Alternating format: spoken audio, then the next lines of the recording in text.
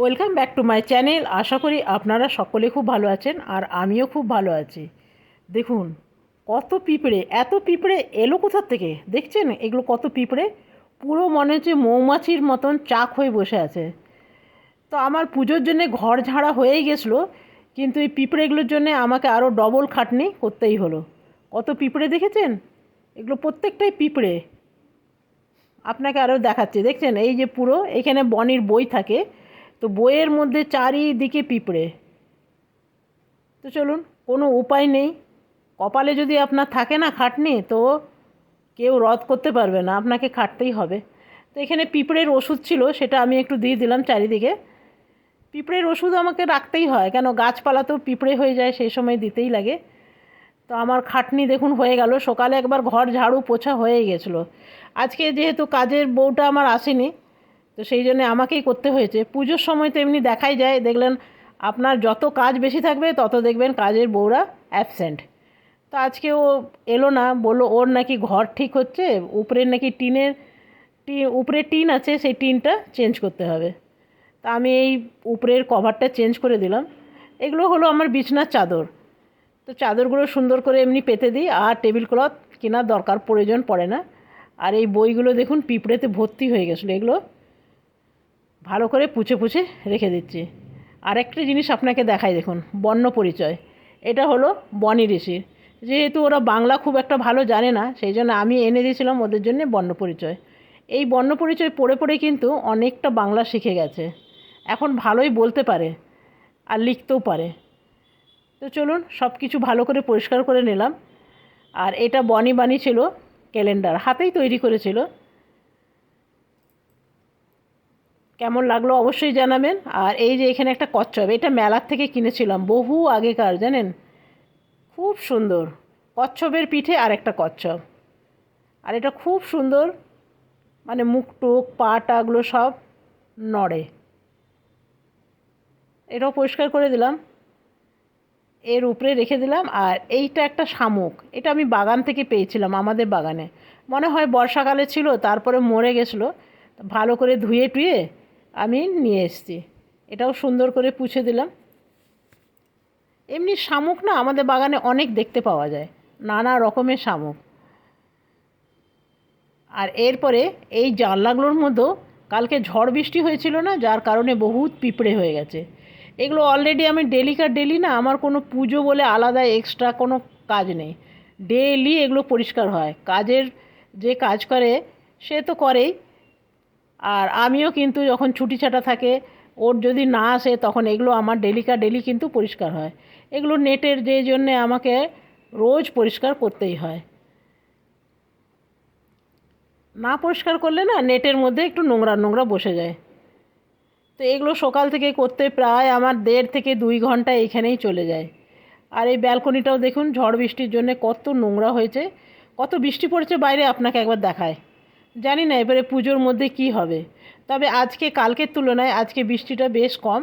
আর বৃষ্টির জন্য দেখছেন কীরকম শ্যাওলা শ্যাওলা পড়ে গেছে। তো আমি চলে এলাম ঘরে, তো টেবিলটা গুছিয়ে দিলাম। আর এরপরে চাদরটাও ভাবছি চেঞ্জ করে দেবো, কেন পিঁপড়ে হয়ে গেছে যখন, চারিদিকেই পিঁপড়ে ঘুরছে, সেই জন্য রিস্ক নিলাম না, চাদরটাও চেঞ্জ করে দিলাম। চাদরটা পেতেছি প্রায় 1-2 দিন হলো, বেশি দিন হয়নি। তো এগুলো একেবারে ওয়াশিং মেশিনে দিয়ে দিই। ওয়াশিং মেশিন এই বৃষ্টির মধ্যে চালিয়ে কোনো লাভ হবে বলে মনে হয় না, কিন্তু চালিয়ে দিলে আবার ভালো, ব্যালকনিতে দিয়ে দেবো না, তো হাওয়াতে শুকিয়ে যাবে।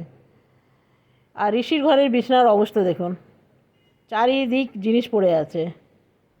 এই বিছনা পরিষ্কার করতে করতেই বুঝতে পারছেন কত সময় চলে যায়।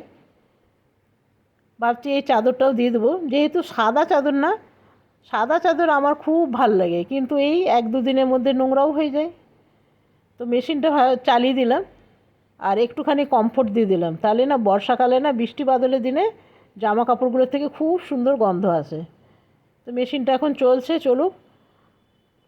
আর এদিকে আমি রান্নাঘর চলে এলাম, কেন কি আমার হাজব্যান্ডটা আসার সময় হয়ে যাবে, তারপরে দেখবে রান্নাই হবে না। তো আজকে যেহেতু বৃষ্টি পড়ছে, তো ভাবলাম আজকে খিচুড়ি বানিয়ে দিই, বেশ ভাল লাগবে। যেহেতু হাতে কম সময় আছে, তো খিচুড়ি করে দেবো, ভাবছি ডিম ভেজে দেবো।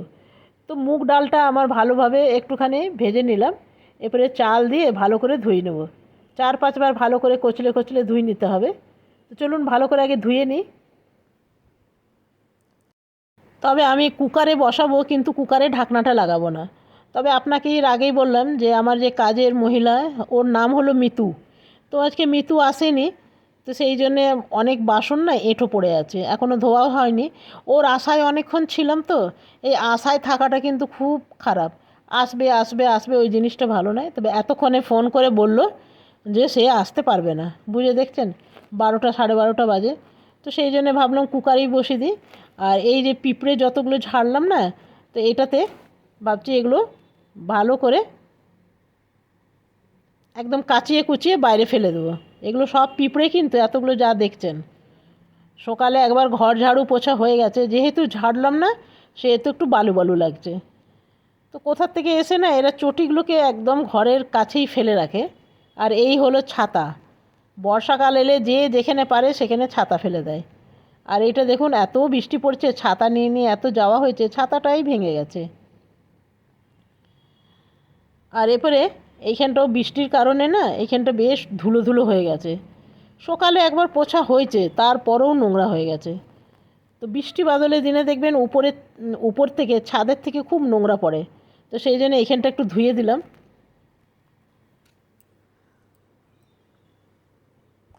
ভালো করে ধুয়ে দিলে না ভাল লাগে। দেখছেন কত উপর থেকে নোংরা পড়েছে। এই আমার ঘরে চটি সরাতে সরাতে না আমার মাথা খারাপ হয়ে যায়। তো একটু ঘরটাও সামনেটা পুছে দিলাম। বাকি ঘরগুলো তো সকালে পোছাই হয়েছে, যেহেতু এখান থেকে নোংরাটা নিয়ে এলাম না, তো সেই জন্য এটা একটু পুছে দিলাম। আর এরপরে রান্নাঘর চলে এসেছি। খিচুড়িটা আমার সেদ্ধ হয়ে গেছে। এরপরে দিয়ে দেবো একটু সাম্বার। তো এখানে দিয়ে দিলাম জিরে ফোড়ন, শুকনো লঙ্কা, আর ধনে গুঁড়ো, জিরে গুঁড়ো, আর দিয়ে দিলাম একটু কাশ্মীরি লঙ্কা। আমি এভাবেই খিচুড়ি করি। আর আপনারা কেমন করেন আমাকে কমেন্টে অবশ্যই জানাবেন। তবে এই রকম করে করি না, আমার বেশ ভালো লাগে। ভাতটাও সেদ্ধ হয়ে যায়, তারপরে এটা করে দেখবেন অসাধারণ লাগে। এরপরে আমার খিচুড়িটা একদম রেডি হয়ে গেছে। তো জলটা একটু কম মনে হচ্ছিলো করে, এই জন্য আমি আর একটু জল দিলাম। তো খিচুড়িটা সেদ্ধ করার সময় হলুদ দিলাম না, সাম্বার দেওয়ার সময় আমি হলুদ টলুদ দিয়ে দিয়েছিলাম। তো এটা আমার হয়ে গেছে। আর এদিকে আমার হাজব্যান্ডও অফিস থেকে চলে এসছে। তো ওনাকে আগে খেতে দিয়ে দিই। খিচুড়ি আর ডিম ভাজা, আর কোনো তরকারি নেই। এত কাজ করার পর আর তরকারি করা যায় না। এটা 2টো ডিমের বানালাম, তাহলে খিচুড়িটা খাওয়াও হয়ে যাবে। তো চলুন দিয়ে দিই। গরম গরম ডিম ভাজা আর গরম গরম খিচুড়ি। তবে আমি এখন খাবো না, যেহেতু সকালে একবার স্নান হয়ে গেছে। তাও আরেকবার স্নান করব, কেন কি বাইরে ধুলোম টুলোম না।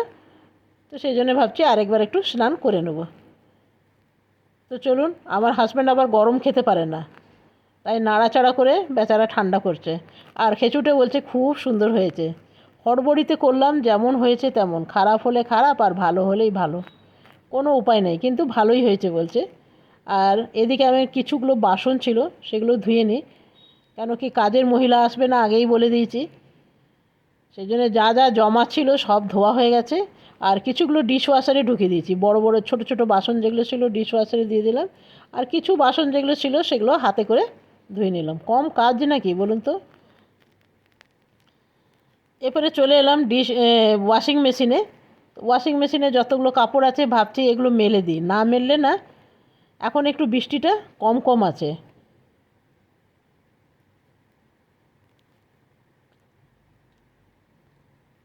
তবে এই ব্যালকনিতে এইটা দিয়ে দিলাম, ঋষির ব্যালকনিতে না খুব সুন্দর হাওয়া দেয়। এই হাওয়ার জন্যে শুকিয়ে যাবে। আর এইখানে দিয়ে দিলাম চাদরগুলো। বাইরে দেবো না, বাইরে এখন বৃষ্টি পড়ছেই, সেই জন্য ব্যালকনিতেই দিয়ে দিলাম। আর আমার স্নান টান করা হয়ে গেছে, চলে এলাম ঠাকুর ঘরে। পুজো দেওয়া আমার হয়ে গেছে। পুজোটা আজকে শেয়ার করতে পারলাম না। তো পুজো করতে আমার সময় লাগে, আর এখন অনেক 3:30 মতন বেজে গেছে। তো চলুন এরপরে খেয়ে নেবো আমি। করে দিলাম, শিবের মাথায় জল টল ঢাললাম। তো চলুন খেয়ে দে ফিরে আসছি। সকাল থেকে কিছু খাওয়া হয়নি জানেন, কিচ্ছু না। এখন অনেক বেজে গেছে, তো আগে খেয়ে নিই। ঘর ঝাড়ু দিলাম, ঘর পুছলাম, আজকে কাজের যে মেয়েটা সেটা আসেনি মানে খুব বৃষ্টি পড়ছে তো, ওদের যেহেতু টিনের ঘর, সেই টিনটা সারাই করছে, তো বললো আজকে আসবো না। আমি ঠিক আছে, কী করবেন বলুন। তো চলুন আগে খেয়ে তারপর ফিরে আসছে।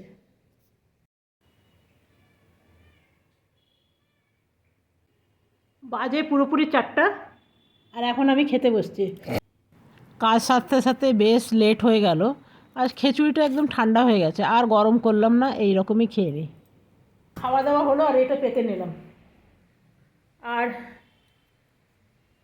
অ্যামাজন থেকে আমার একটা পার্সেল আসবে, সেই জন্যে বসে আছি।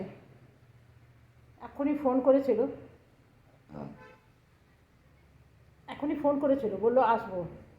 তো 4টে বাজে, কখন আসবে জানি না। আর যা আসবে সেটা আপনাদের সামনে কালকে আমি শেয়ার করব। এখন আমি জিনিসগুলো, ওই কাপড়গুলো গোছাই। অনেক কাপড় আছে, ওই যে দেখতে পাচ্ছেন কি না জানি না, অনেকগুলো কাপড় আছে। তো আজকে ভিডিওটা আমি এখানেই শেষ করলাম। যদি ভালো লাগে তো একটা লাইক করবেন। কালকে আসবো নতুন ভিডিও নিয়ে। আপনারা সকলে ভালো থাকবেন, সুস্থ থাকবেন। Thank you, bye bye. জানি না পুজোর মধ্যে ব্লগ দিতে পারবো কি না। যদি ঠাকুর দেখতে যাই তাহলে হয়তো অল্প দিতে পারবো, আর যদি ঘরেই থাকি, এরকম বৃষ্টি বাদল পড়ে, তাহলে তো কোনো উপায় নেই। তো ঠিক আছে, বাই বাই।